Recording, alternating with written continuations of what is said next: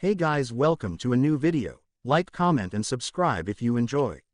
Without any further interruptions, enjoy the What If. Chapter 65. Need an Arm. Triskelion, Washington, D.C. December 16, 2009, 2120H local. Fury was trying to make sense of the report that Coulson had just handed over. In particular, this report was focused on one of the projects he had placed outside of S.H.I.E.L.D.'s control, a tandem project for the Avengers Initiative, Project Tahiti, or Terrestrialized Alien Host Integrative Tissue Induction. Fury thought of this project during the time he met Carol Danvers. He had figured out two crucial details in Marvell's notes in the space laboratory. First of all, Kree were a hardy humanoid species capable of at least thrice the regeneration speed as Homo sapiens. Secondly, Kree had a similar DNA makeup to Homo sapiens. His scientist even discovered that the Kree DNA was the source of the anomalous genetic fragments found in human DNA. This basically confirmed that the enigmatic missing link was an alien. But discovering the origin of humankind was not his goal. It was the regenerative properties of the Kree. Fury acquired a heavily damaged Kree body from when Carol fought the accusers. He was able to hide and preserve the body through some of his private contacts. Good thing, too, since he now knew that S.H.I.E.L.D. was infected with Hydra. Lewis Seaver, our patient number 3, survived the transfusion just like everyone else.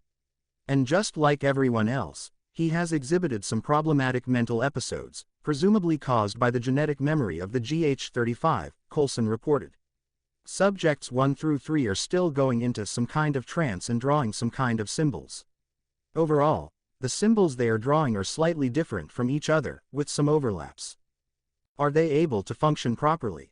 Fury asked. Even if the subjects enter a trance from time to time, it was a small price to pay to keep them alive. Only the first few months. After that, they slowly descend into madness, placing more importance into drawing the symbols than taking care of themselves. Subject 1 needs to be put to sleep time to time just so someone can put some nutrients into his body. Coulson answered with a little sadness in his voice. The sight of his fellow agents slowly losing their sense of self made him question the viability of the project. Fury released a grunt when he heard Coulson's answer. Any suggestions? I can only think of one solution, sir, Coulson said before pulling out another file packet from his arms, opening it, and placing it in front of Fury. That's an experimental procedure created by a doctor-scientist in California. It would completely wipe the memory of the patient after creating a copy of it. This procedure could also place false memories. Do it. Start with subject 1. Try to make it seem like he was just on an extended vacation if you can. Fury ordered, to which Coulson replied in affirmative. Coulson picked up the folders and said his goodbye. But before he could leave, Naruto dropped down from the ceiling. Boss sent me to tell you that Stark's mansion is under attack. The now assumed Naruto clone said calmly. What? Fury exclaimed while suddenly standing up from his chair. Coulson, send a counter-assault team to Stark Mansion now. Don't, the Naruto clone countered. Wait for the report. What do you mean, wait for the report? Fury asked with a raised eyebrow. There's no need to send a team for now since Boss and Tony are handling it, Naruto's clone replied. He wants you to sit and wait for a report of the attack to come in since Boss knows for a fact that you sent a surveillance team to the wedding. Fury quickly understood the reason behind Naruto's request. He knew that there was a team near Stark Mansion, so, at the very least, he should know about it any second now due to the sensitive nature of this event. If, for some reason, he doesn't receive word of this incident or it takes a long time, then he could get some idea where there are some holdups in the communication ladder. Coulson, prepare a capture and containment crew as well as paramedics. Wait for my call before sending them out, Fury amended his previous order. Coulson nodded before leaving to do what he was ordered. Give me some details. There are 25 men. 24 of them are a standard assault team. Tony should be taking care of them, no problem. Naruto answered. How about the last one? Boss is taking care of him, so no need to worry. The Naruto clone replied, though if you want to know, the 25th guy is the Winter Soldier. Fuck. So, it really is Hydra, huh? Fury commented. You have any idea about what they want? He asked, reasonably sure the answer. That's easy. They want Tony's suit, Naruto confirmed Fury's suspicion. They're just going about it in a roundabout manner since it looks like the Winter Soldier's target is Pepper. A hostage. That might just work if you weren't there, of course. Boss is banging his head on the wall since he didn't see this one coming, the clone confessed. Ever since Hydra has gone underground, Boss has pulled back on a lot of their surveillance. Only making sure to check in on them from time to time. I have got a feeling that there will be a lot more jobs in the future. Ha, rookie move. Boss sent a swarm of clones to look into it. It turns out Hydra's science team sent the crew without notifying the higher-ups. Kind of understandable since communications dropped to a minimum, Naruto let out. One of the higher-ups heard about the mission, though, so one of them is in the control room. Tell me, where's Pierce? Damn it, I should have known. He said he had an emergency a few hours ago and left with a reserve strike team. Fury exclaimed while slowly thinking about how to work to his advantage. Maybe get something from Pierce. Enough about that, we're just waiting for the boss to finish his fight with the soldier. Let's talk about something else. Like maybe Dr. Banner and the ever-stupid General Ross. The clone said with a grin. Don't, Fury promptly replied. He just hired a mercenary to capture Banner. Can you believe it? Trying to capture Banner while the guy is hiding in Rio. He ended with a groan. Have they found him? Not yet from what I can tell. They think he's somewhere in Mexico, which he was a year ago. It's just a matter of time before they find him. You going to send anybody to help the guy? Ross and I had an agreement. SHIELD will not interfere with the military in this matter as long as they give us constant reports and give us access to Banner after they get him. Mostly to make sure they are not dissecting him or some shit. And here I thought you guys were the ones who wanted to open him up. Naruto clone joked, but it looked like Fury didn't appreciate it judging by his expression. We won't even try to open him up. Even getting some biological samples might be out of the question, Fury replied. First of all, that's not how we do it at SHIELD. Naruto raised an eyebrow at Fury's statement, causing him to amend his statement. We are not supposed to. We normally just tag them and give them a contact. Secondly, Banner might just change during the procedure. So, that's the real reason then, Naruto said while nodding his head sagely. Either way, Ross and I never said that a third party couldn't interfere with their operation. Naruto flashed a mischievous grin. Don't worry, Nicholas, Fury's nose flared when he heard Naruto using his first name. I already have a plan brewing to help the guy in case something happens. I'm even planning on smuggling him back stateside. Please don't, Fury replied, almost pleadingly. I don't want a hulking green monster inside the country. Don't overreact, it's not going to be that bad, Naruto reassured with a wave of his hand. Besides, with how smart Banner is, he would have found a way back into the country if he wanted to, and Ross will be the one to get burned if something happens, he added before he suddenly focused on something. Call Coulson. They are almost done. Fury nodded before picking up his desk phone and dialing a number. You have green light. Stark Mansion, Long Island, New York. December 16, 2009, 2200H local. Naruto jumped a few feet in front of the downed Winter Soldier, who was struggling to get up. He was looking around the area, and he had a feeling that this fight would be a little surreal due to the still organized and intact wedding venue. He mentally created a list of goals that he wanted to accomplish in this encounter. First, he needed to make sure that Barnes escaped this fight. This was to make sure that Steve and Peggy would be the ones to help the guy. Secondly, the camera just had to go so he could keep Hydra in the dark. The Winter Soldier slowly stood up, the super soldier serum working overtime to heal his injuries. As soon as he got up, he checked his abdomen as well as his arms and legs before glaring at the masked man. Are you ready? Naruto asked with a wide grin under his mask. Sergeant Barnes didn't even try to continue the conversation and just pulled out a knife.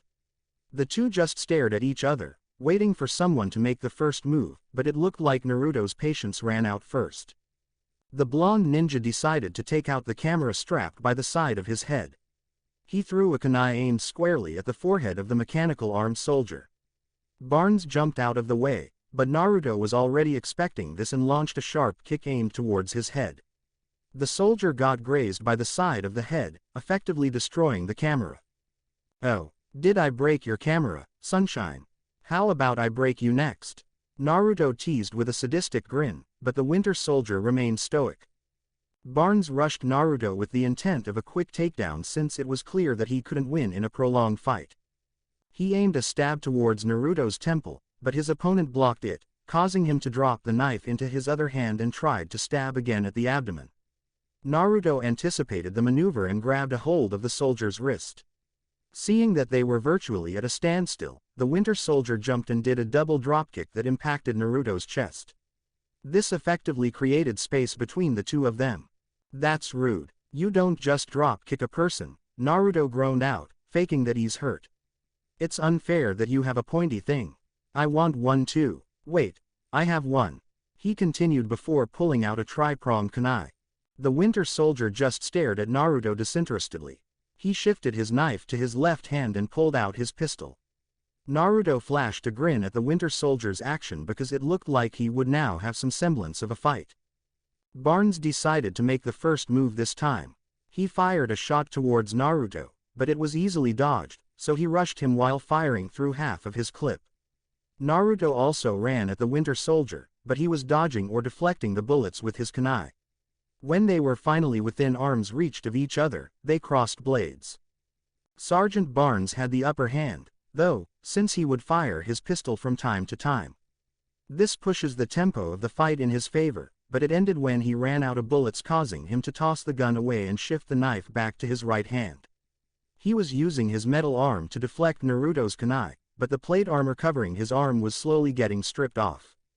As for Naruto, he held himself back a lot throughout the fight, though a bit less than normal. It was upgrading from fighting an academy student to a genin if he was a Kage or even an Otsutsuki. Not much change, but a change nonetheless. Naruto was slowly getting bored of the fight, so he decided to end the battle and give Barnes a reason to retreat. He waited for Barnes to switch his knife to his metal hand again before making his move. When the Winter Soldier tossed his knife to his left hand and did a downward strike, Naruto deflected it with his kunai, so it harmlessly passed just in front of his face. Before Barnes could recover, Naruto did a leg sweep, effectively laying the soldier flat on his back. Naruto quickly grabbed onto the metal wrist while placing a knee onto Barnes' back. With a quick tug and twist, he pulled out the prosthetic arm. It looked like it was pretty painful too, since the usually stoic and silent soldier released a brief scream. He tossed it aside and grabbed a hold of both of Barnes' ankles, and threw him far out of the wedding grounds, effectively giving the guy a reason to escape. He used his Sharingan to look and see what Barnes was going to do. Naruto saw him make a call through his radio. After a few seconds, the Winter Soldier started marching towards the tree line. He created a clone and popped it, informing all of his clones about what had happened. That was too easy, Naruto mused before walking towards the metal arm and picking it up. He then used his Sharingan again to look in on how Tony was doing. "It looks like he's also done too, huh?" Naruto leisurely walked towards the front lawn while still carrying the arm. When he reached the front yard, he saw Tony dragging the knocked-out assault team towards the fountain. He was sitting the guys around the fountain after making sure that he tossed their weapons away and destroyed their tech. "Need help?" Naruto asked, causing Tony to look up towards him. "Nah," Tony replied through his suit's speakers. "Is everyone okay?" "Yep," Naruto answered, emphasizing the P. "You can leave this to me. Check on Pepper and Morgan." "You sure?" "Yeah, they must be worried about you. You can find them in the wine cellar," Naruto said. Tony nodded before walking back inside the house. "You also might want to study this thing," he called out while waving the arm around. "What the hell is that?" "An arm. I know that it's an arm. What are you doing with a metal arm?" "The guy that missed Pepper earlier had this on him, so I took it off. Might be something that interests you." Tony released an audible groan before taking it from Naruto's hand. It was evident that Tony was a little weirded out due to him carrying the arm as far away from himself as possible. Naruto let out a chuckle seeing the awkward situation. Naruto finished up Tony's job of lining up the soldiers. He made sure that all of them would remain asleep by injecting them all with knockout drugs. He also took out his phone and took a photo of each of the members of the assault team. This could be used later by Fury, just in case this event gets lost in the mix. Even with how high profile this even was supposed to be, Hydra might just sweep everything under the rug. The blonde ninja also took note of the tech that they had used, giving more focus to the communicators. He pocketed one of the intact ones before destroying the rest. A few minutes later, Rhodey, Happy, Tony, and Pepper, who was now wearing some sweats, walked out of the mansion. The other guests must have stayed inside the house. "Where's the big bad?" Rhodey asked, seeing that there are only 24 guys sat around the fountain. "Got away. Lost his arm, though, so that's a plus," Naruto answered with a straight face. He ran back towards the tree line outback. Everyone bought the lie, seeing no reason for Naruto to lie. "What are we going to do with them?" Pepper inquired, giving the unconscious men some scathing look. She was miffed that someone tried to do something on her wedding day. She really didn't want to be one of those girls losing their minds when somebody ruined their wedding, but she could be forgiven after what happened today. "I called Fury to pick these guys up. There should be a team coming anytime now," Naruto replied. Almost 10 minutes later, a caravan of SUVs and vans drove straight into the mansion. Naruto's grin dropped when he saw who was leading the team, Jasper Sitwell. "I'm going inside the mansion," Naruto informed the group, which slightly surprised them. "Whatever happens, don't trust the leader of that group. Call your attorney and your security team. Contact Fury too, just to be sure." The group tensed when they heard Naruto's statement. Tony and Rhodey flexed their hands to prepare for anything that might happen. "Relax, he won't do anything blatant. I just want you guys to be alert." Naruto walked inside the mansion when he saw the group nod in understanding. "Call Jeff and Kane. Tell them to come ASAP. After that, call Fury or Coulson, whoever answers first." Tony ordered Jarvis while still wearing his armor. "Of course, sir," Jarvis replied. Sitwell walked towards the group while eyeing the unconscious men. He was able to legitimately intercept Coulson's order about the fiasco on Stark Mansion. Pierce also gave him the order to retrieve the men and, if not possible, dispose of everyone. He also made a mental note to ask about the blonde masked man that went inside. "I'm Agent Sitwell. Fury sent me to make sure that everything's okay." Sitwell introduced himself. Chapter 66. Coffee Date. New York City, New York. January 30, 2010, 1500H local.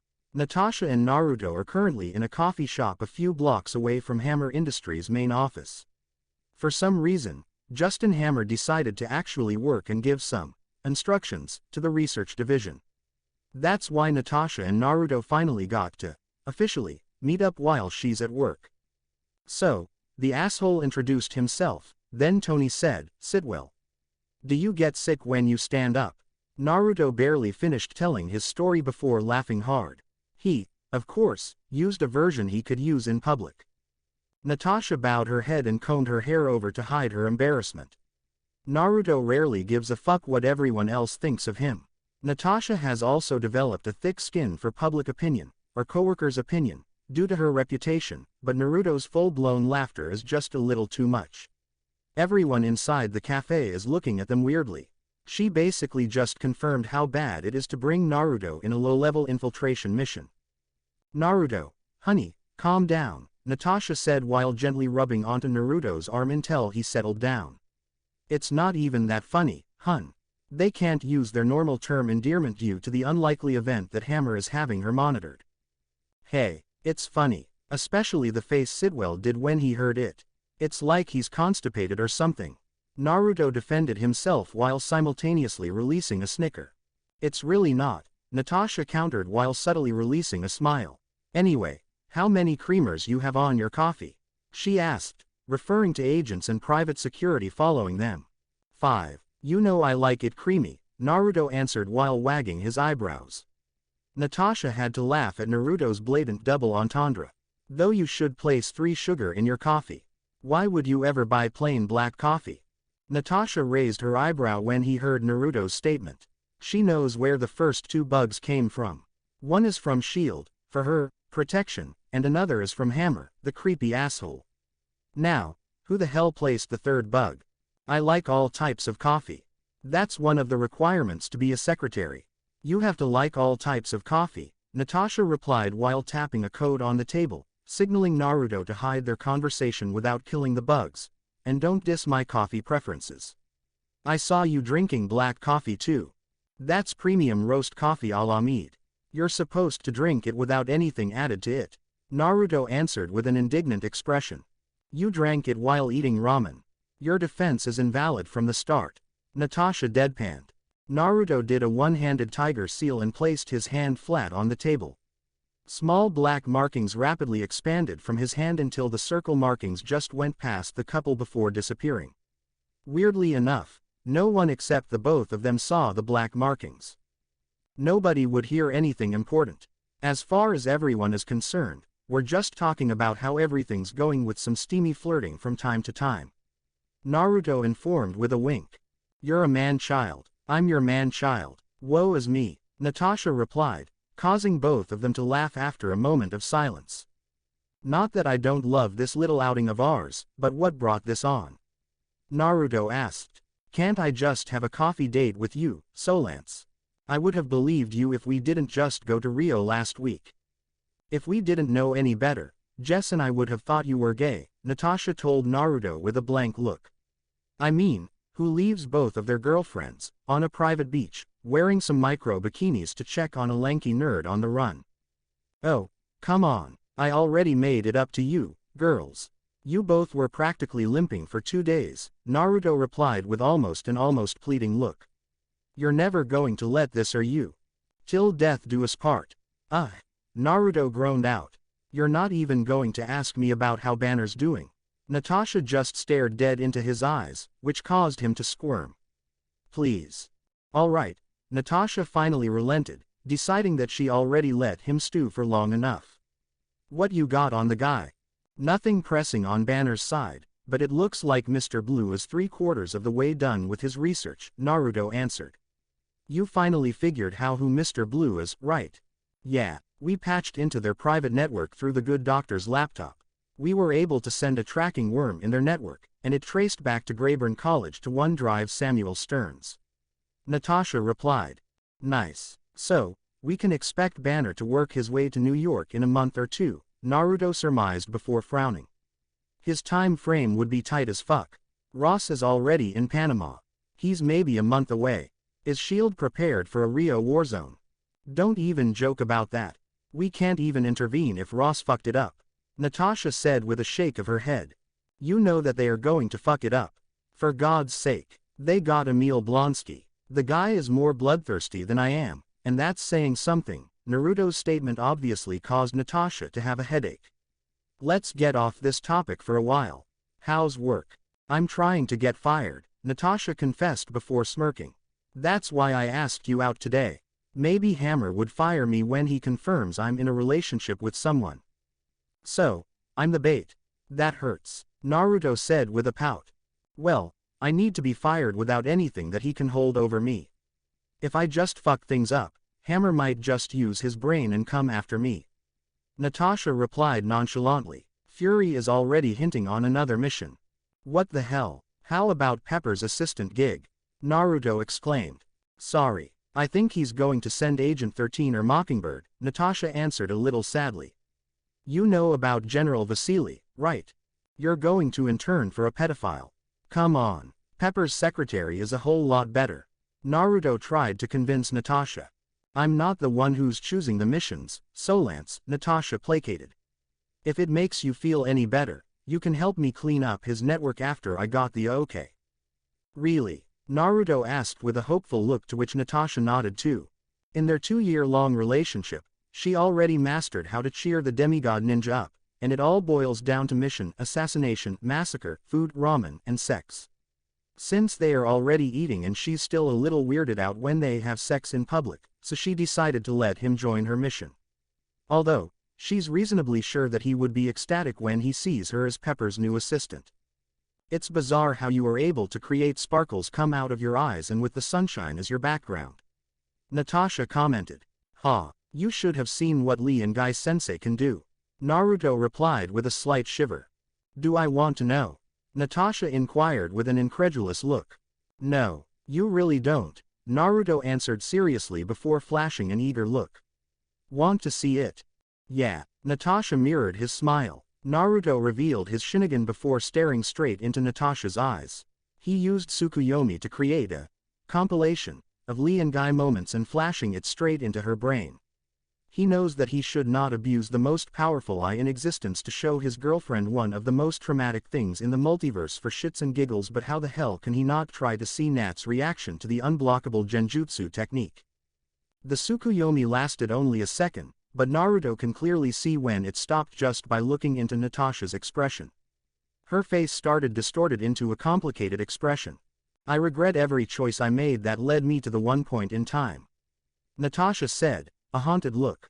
Imagine seeing that in person every time. I'm sorry.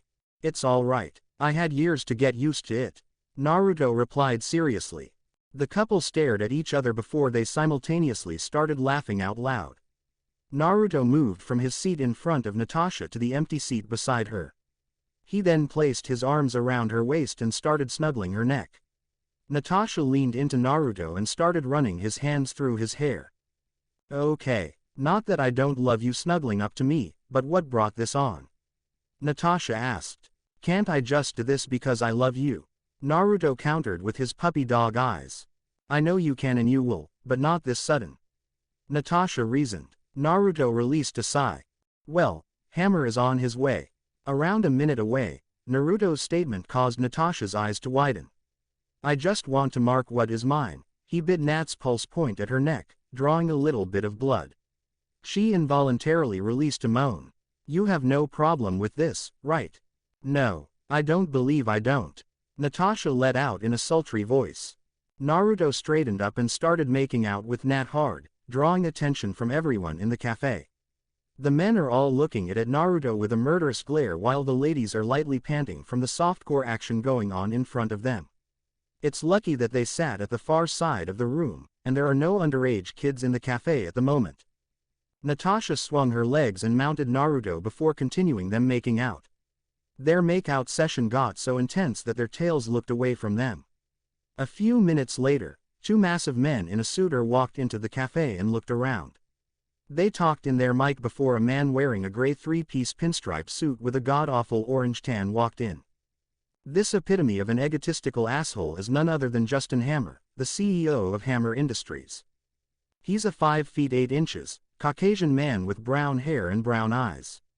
He always carries himself with a particular type of swagger that causes people to either love or hate him instantly, more of a latter. The certified man-child was put on the helm of a tech company just after he got out of high school.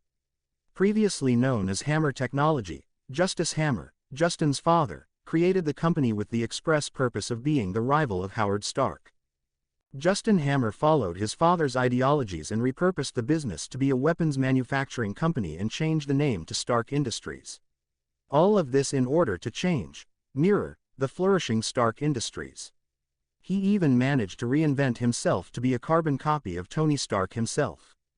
Basically, he doesn't have his own image. Hammer Industries is a self-proclaimed rival of Stark Industries. Self-proclaimed since Stark Industries has long surpassed Hammer Industries in all aspects. The small glimmer of hope for Hammer to outdo Stark during the weapon contract suspension fiasco has all but been purged the moment Tony Stark revealed his Iron Man suit. Not to mention the fact that Stark Industries has somehow bounced back, smelling like daisies and roses after they re-upped and cleaned the whole company. They even managed to release an entirely new set of weapon systems that managed to outclass everything that's currently in the market. Justin Hammer can only think of one last thing that might be able to push Hammer Industries back in the spotlight as his company creating and selling an Iron Man armor of his own. Stark has no intention of letting his suit be used by anyone other than him. A selfish thought Hammer can get behind, but the suit's sheer effectiveness on the battlefield would make any country's mouth water. If only his dumbass research department would be able to create even a working prototype. For God's sake, they almost managed to kill an Air Force pilot during one of their testings. Good thing they managed to sweep everything under the rug. He needs to contact somebody to try and fix the guy, or the pilot might just blow the whistle. His secretary is trying to reach a drive Stephen Strange, but the asshole is not answering for some reason. The reason Justin Hammer made an effort to go to the cafe is because of his secretary. He hired the fine piece of ass for one reason and one reason alone, to tap the hell out of that ass until he's tired of it. The fact that Natalie Rushman is a little overqualified for a secretary didn't even cross his mind when he saw her modeling pictures. So, when after almost a year of working his charm on Natalie, and she didn't give him what he wants, he was ready to persuade her even if it was repeatedly hinted that she's in a relationship. When Justin heard that Natalie would go on a coffee date with her mysterious boyfriend, he ordered his men to follow her. He also planted a bug on her just in case. He decided to drop by when his men confirmed that the guys she is with her boyfriend. Justin entered the cafe with his usual confident demeanor. He looked around and saw the familiar redhead practically dry-humping a dark-haired guy. He wanted just to pull Natalie off the guy and call his guards to politely escort the man of the premises, but cooler heads prevailed. Ehem. Hammer cleared his throat, but the couple kept on making out. Ehem. He cleared his throat again, and this time they separated. Natasha purposely ignored his boss, trying to get their attention, but they can't just tune him out for long. She swung her legs out to get herself of Naruto before sitting back onto her seat before pulling out her compact to clean herself up. She started by wiping off her messed up lipstick and ended with fixing her hair. She purposefully took her time fixing herself up to rile up the asshole. "Hey, boss, didn't see you there," Natasha said, acting surprised. "What can I do for you, boss?" she asked, completely innocent of what she was doing not 2 minutes ago. "Well, I was meeting a client down the block when the guy's here," Hammer said while pointing to his guards. "Saw you here, so I decided to introduce myself. I wouldn't want to be a bad boss, do I?" "That's sweet of you, boss man," Natasha replied with false sincerity before taking a glance at Naruto, who was silently pointed to his hair. That's when she saw his hair slowly turning black. That's when she understood that he was using an illusion, everyone in the room except for herself the whole time, to hide his identity. "Let me introduce you to my fiancé, Nathan Umber," she introduced to Hammer before turning her head back to Naruto. "Hun, meet my boss, Justin Hammer." Naruto stood up and walked around the table. He decided to show a friendly exterior while subtly transmitting a minuscule amount of killing intent. The disparity between the information processed by Hammer's conscious and subconscious was more than enough to intimidate the asshole. "Hey, it's nice to finally put a face on the name," Naruto greeted. He can see a slight sheen of perspiration forming on Hammer's forehead. "Oh, Nat has been talking about me, huh? Nothing bad, I hope," Hammer said with a smile, trying to cover his nervousness. "Most of it," Naruto replied seriously, but Hammer took it as a joke. "Come on, have a seat. Have your grunts order for you," he added before going back to his seat beside Natasha, which was certainly noticed by Hammer. Hammer moved to sit down to the seat where Naruto was previously sitting before calling over one of his guards. "Grande, iced, sugar-free, decaf, caramel macchiato with soy milk, extra shot, and cream," Hammer whispered to his guard. Naruto and Natasha heard the order, and they had to force themselves to stop their eyes rolling. "So, what do you do for a living?"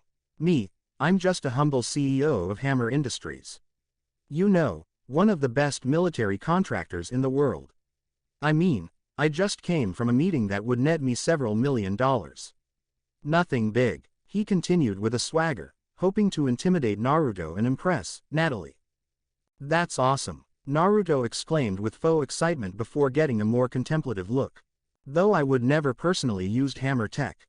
They just jam too much," he added, causing Hammer to grimace. "Oh, I forgot to answer your question. I'm in the business of private security and investigations. I just killed 22 guys in the past 3 days. He didn't kill anyone personally, but some of his clones cleaned out some counting houses in Colombia as a job for a captain of local police." Naruto had to contain a smirk when he saw Hammer suddenly pale. "Just got back stateside last night." Justin Hammer cleared his throat before gathering himself back. "So, you're private military?" Hammer asked, trying to get as much detail as he can from the guy that's hindering him from tapping the fine redhead. Though he still can't believe that he's doing this much for abroad, he would just throw away. I have an open recruitment in my circuit if you're interested. He might just be able to get rid of the guy by sending him into deep water, and he would be there to comfort his secretary as a good boss would do. Nah, I work alone. Don't want to mess with what's working so far, Naruto replied. Hammer cursed internally that his made-up plan didn't work. His guard arrived and handed over his coffee. He decided to retreat for now and create a more foolproof plan. Though, if that doesn't work, he might just need to let Natalie go. He still has other targets to go through. Anyway, I have to go for now. I still need to work on some stuff, Hammer said before standing up and looked at Natasha. Natalie, you don't need to come in for today and Monday. Have a great long weekend with your fiancé. Nathan, is it nice meeting you, he added before promptly leaving.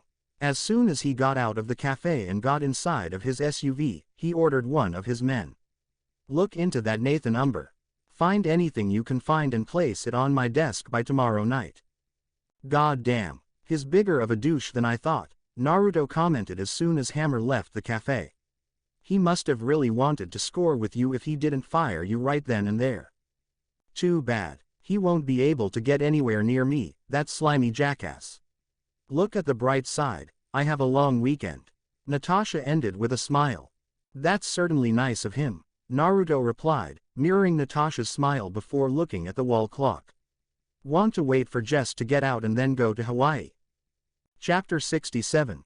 Double Date to Disaster. New York City, New York. February 4, 2009, 1900H local. I'm still surprised every time I see you in a suit, Natasha commented when she got out of her room. Naruto is wearing an open-button navy blue suit with a subtle checker pattern and a dark orange shirt with its top 3 buttons undone paired with black derby shoes. He turned around to look at Natasha and saw her wearing an oversized white shirt that hose halfway down her thigh. Whether she's wearing underwear or not is up for debate. I know, right? I hate putting on these things, Naruto replied while trying to loosen up his collar. Is Jess ready? Almost. She's just finishing up, Naruto nodded before returning to his fidgeting. Natasha walked towards him and placed a hand on his arm. Calm down, Solance. It's like you haven't done anything like this before. It's because I haven't gone on a double date with one of my girlfriend's sister. Naruto answered. It's easy. Just imagine that it's like having dinner at Clint's place. Except we're in public in a high-class restaurant. Naruto countered. Though I don't know which one, but based on Jess's expression, it's somewhere I'll be surprised. Natasha's smile turned a bit more mischievous, which was certainly noticed by Naruto. You know something, he added while squinting his eyes. Yes, I do, but I promise you, it's nothing bad, Natasha answered, placating Naruto. Besides, Jessica has nothing to do with it. It's all her sister's plan. Naruto took out a thick deck of cards from his pocket, pulled Natasha with him to sit on the couch. I need your opinion on something, Naruto said as he handed over the deck of cards to Natasha. She took the deck and flipped through it. Which car should I go for? 3 years after building his bike, Naruto and his clones continued with his hobby of making personalized hyper vehicles on steroids.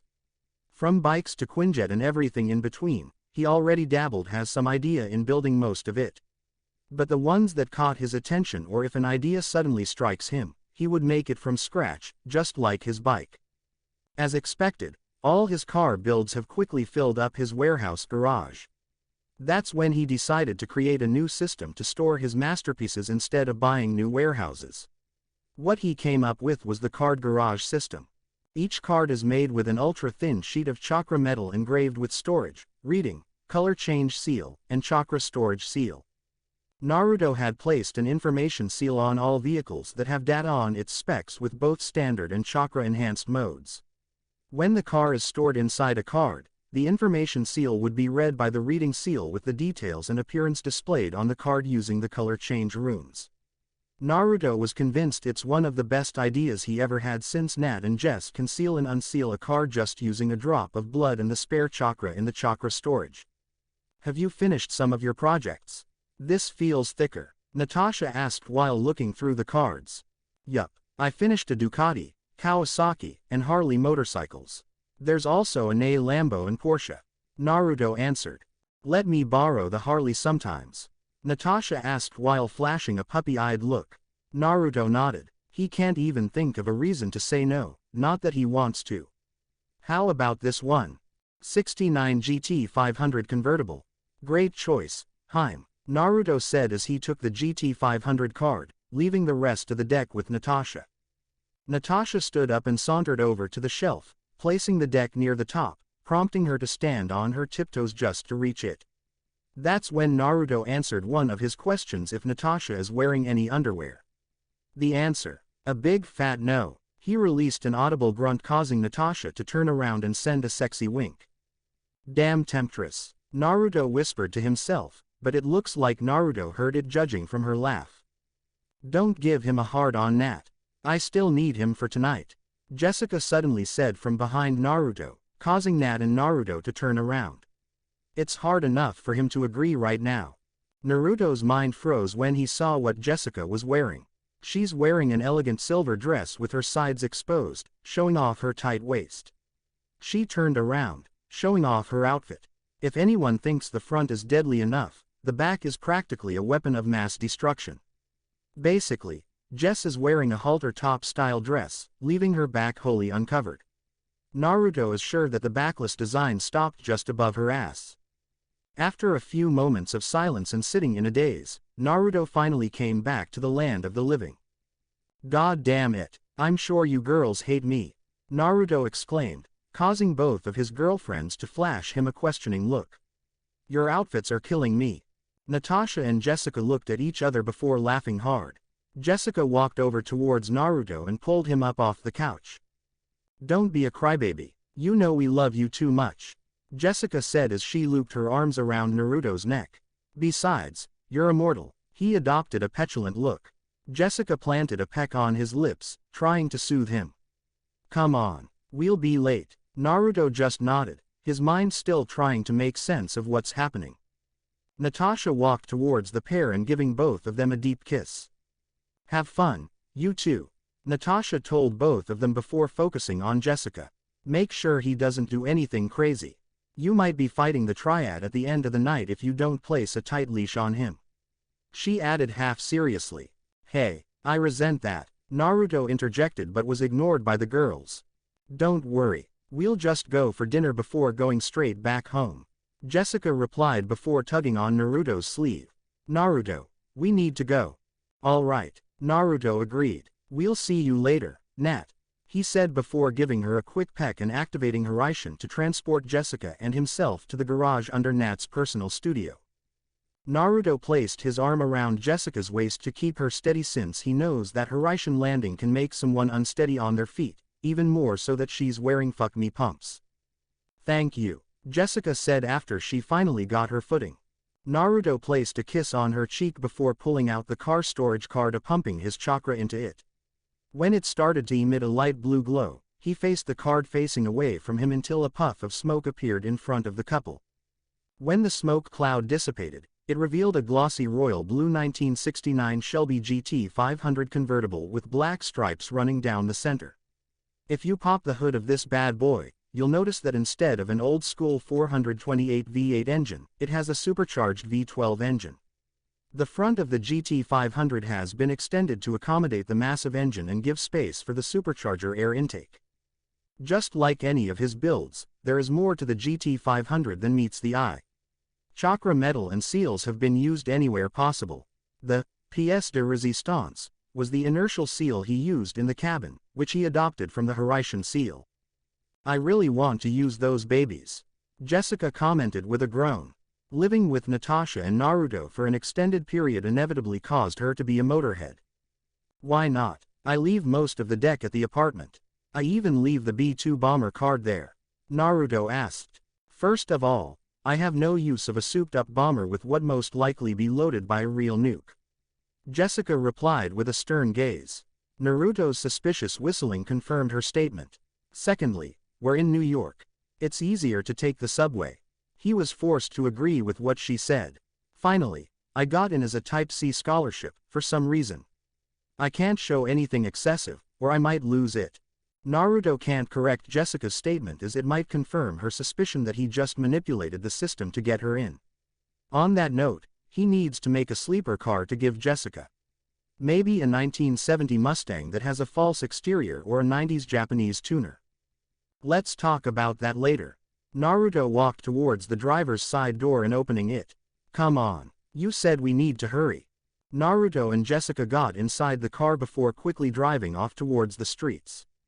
You still haven't told me where we would go. Naruto told Jessica. Just head towards Midtown for now. Jessica replied with a mischievous smile. New York City, New York. February 4, 2009, 2000 local. I don't know if I should kiss you or not.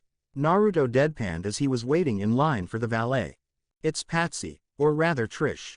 Jessica corrected herself. Is the one that chose the restaurant. Besides, you love the food here. Naruto looked at her incredulously. Of course, I love it. Naruto exclaimed. That's my restaurant. Shokugeki, the famous fast food restaurant, has started to open up high-class versions in prime locations ever since the partial merger with Stark Industries.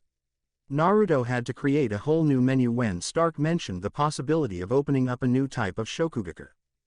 Critics said that even if Shokugeki has accomplished great success, it was still a fast food restaurant and can never compete as a high-class restaurant. Everyone changed their tune when the restaurant first opened. The newly opened restaurant quickly jumped through the rankings and becoming an accredited 5-star restaurant within a week while acquiring 3 Michelin stars in their next update 3 months later. 3 minutes after Naruto and Jessica started to wait in line for the valet, it's finally their turn. Naruto got out of the car and walked around to open Jessica's door. The young couple had instantly drawn everyone's attention. Naruto shrugged off all the attention, but Jessica feels a little uncomfortable, causing her to stick closer to him. Ignore them. It's just you and me, no one else. Naruto whispered to Jessica's ear, effectively calming her down. The pair walked inside the restaurant towards the maître after they took the valet ticket. Jessica moved in front of the reception. Hi, good evening. We're meeting someone, Jessica informed with a smile. Of course. Who's the person you are meeting with and your name to confirm with our guest? The maître asked. Jessica Jones meeting Patricia Walker, Jess answered. Please wait a moment as we confirm. The maître replied before talking into her radio. Naruto and Jessica were escorted into a waiting area. Why are there only elevators down here? Jessica asked, gesturing towards the only other noticeable feature of the floor other than the reception booth. Tony left the designing the whole place mostly to me. I even replaced the contractor with my clone, so I was able to change and upgrade a lot of stuff. Naruto started in a proud tone. Overall, all 10 high-class Shokugeki restaurants all over the world have one basic design. There's a 10-floor enclosed parking building and 25-floor restaurant. First floor, receiving and dispatch. Second floor, waste recycling and disposal. Third, consumable food waste and overrun processing. Fourth, fifth, cold storage. Sixth, seventh, general food storage. Eighth, ninth, food processing and special food storage. 10th, non-food storage. 11th, cleaning and sanitation. 12th, break room. 13th, 24th, restaurant proper, and 25th, security and penthouse. Jessica can't help but stare in awe at how extensive the restaurant was. She should have researched the place even a little bit. That's not even the best part, he added with an almost maniacal grin. What's the best part? Jessica automatically asked in a whisper. Everything no one else knows, even Tony. Jessica had a bad feeling when she saw Naruto's grin turn into a full-blown smile. Don't worry, I didn't use chakra metal and seals on this place. Then what did you do? Let's start with something simple and work our way to more complex stuff. Naruto said before gesturing towards the glass windows. The windows are made up of crystal clear 2-inch bulletproof glass with 4-inch titanium alloy curtains at both sides of the windows. He pointed to the doors. The doors ha 10 inches titanium alloy gates. The pillars inside and outside the building have built-in modified phalanx machine guns. He then pointed towards the floor. Both buildings have a customary basement with nothing particular in it, but there are 5 more floors below it with access tunnels, water purification and reclaimer, and arc reactors. However, most of the space is dedicated to vertical hydroponic farming.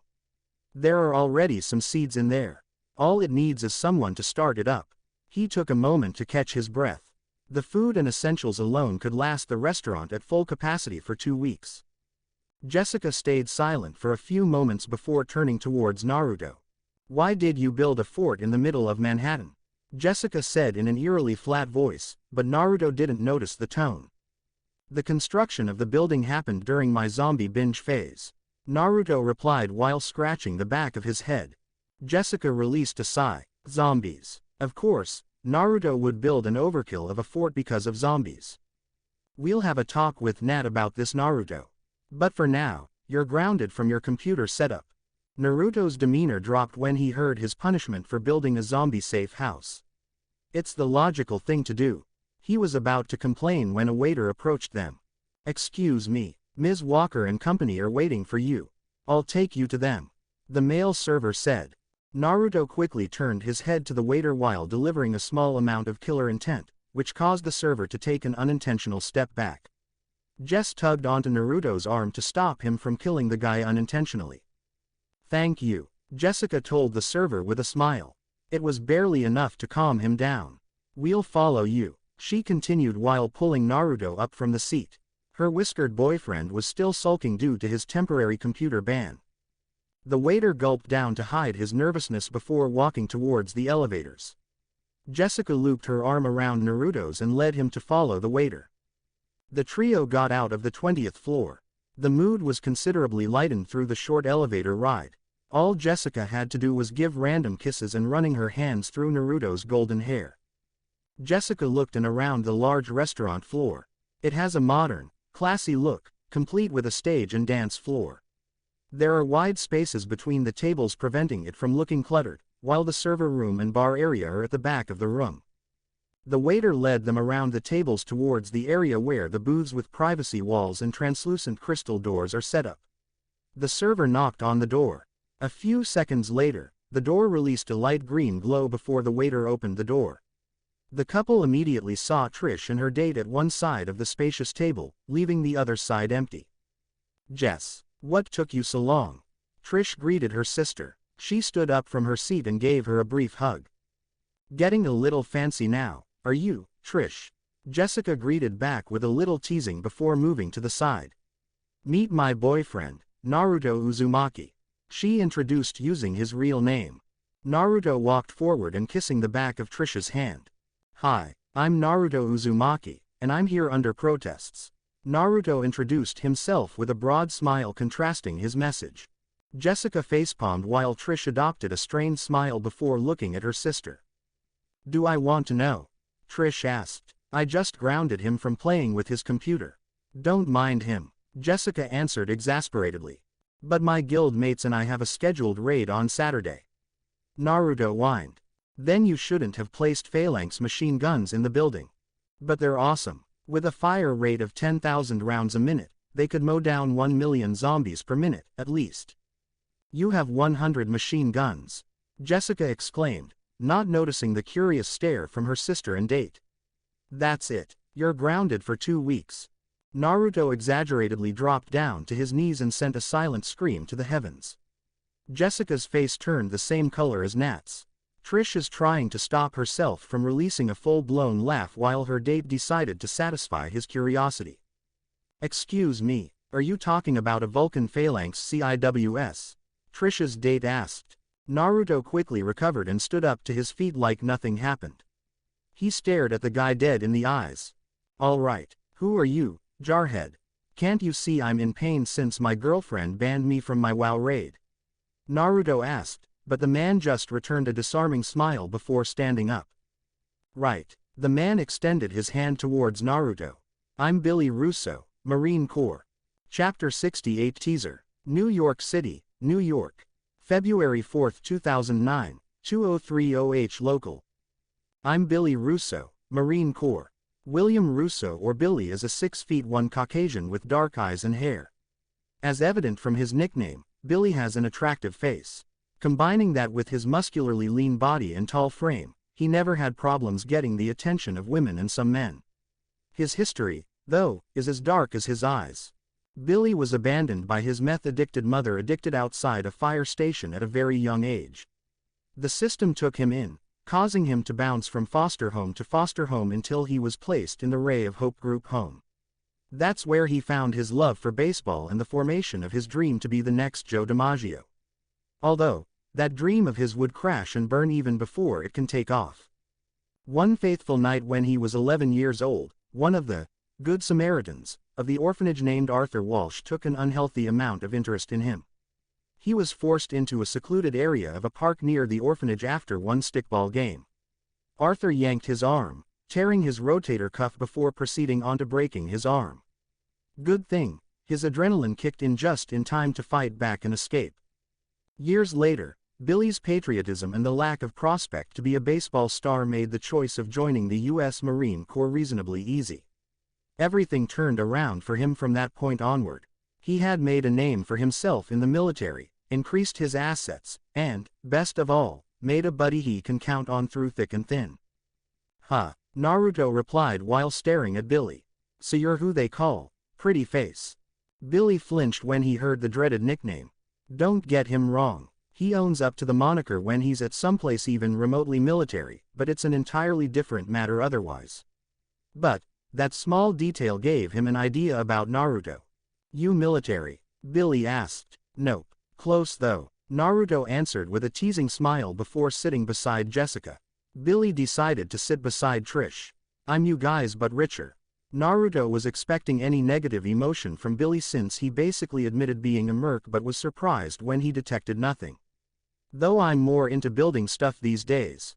"So, you built a phalanx?" Billy said incredulously. "Yup," Naruto replied while taking 2 ordering tablets and giving one to Jessica. "Tony designed it, but I made it better." Trish choked on the water she's drinking when she heard Naruto's statement. She can't pass up on that juicy detail, especially since she's a radio show host that focuses on relevant topics like privatization of world peace. By Tony designed it, you mean Tony Stark designed the phalanx you improved, right? Trish interjected in the conversation.